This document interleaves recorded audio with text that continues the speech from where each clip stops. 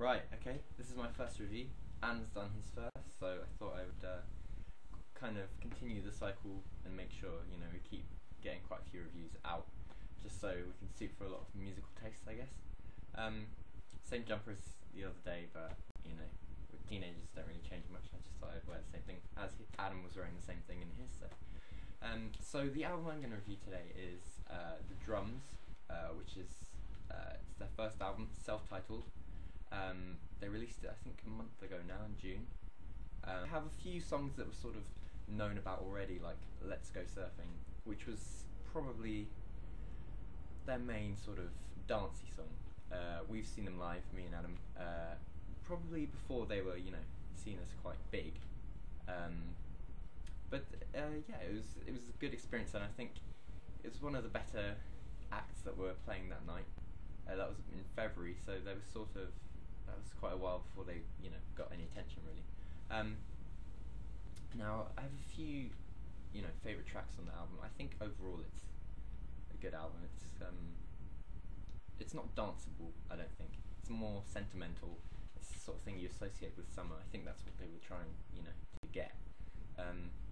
But I think they succeeded in that in a way. I think it's quite sort of fast food type music, you know, it's quite basic. The riffs are really basic, you know, there's no real effort. Well, there probably is effort going into it, but it's quite simple. Vocally, it's quite interesting because when he plays live, he has a far deeper voice than when, you know, they're recording on the album, so that's quite interesting. But yeah, I think overall, it's, you know, it shows simplicity in music can be, you know, far better than intricate music, you know, that requires a lot of effort. So I think some of my favourite tracks on that album are probably It Will All End in Tears, I'll Never Drop My Sword. Those are two of the more sentimental, slow songs.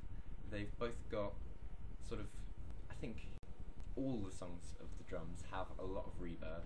You know, reverb is their sort of, I don't know whether it's cloaking some sort of fault with their music, but I don't know.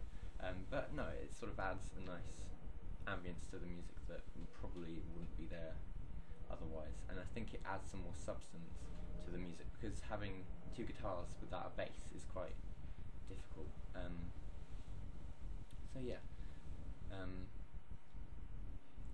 let's say then you have The Future, which is probably one of my favourites. It's got a nice sort of, not bass line, but it's sort of very, you know, a sort of bassy guitar sound that sort of, it's really got a nice, you know, it really gives a good structure to the song. Similarly, When I Come Home, which is a bonus track on the album, I think that's really nice. I think it's a nice way to finish the album. It's quite clean, again sentimental, or, you know, romance based, I don't know, but, you know, this guy clearly has a lot of relationship issues, the Johnny guy, the main singer. I think those are probably my favourite songs on the album. I think some are quite weak. Okay, here we go. Okay, so I don't enjoy, let me see, I'm not too keen on Best Friend. It's too poppy really, I don't know, because it's quite a poppy album, but I still, you know, the pop aspect is a bit.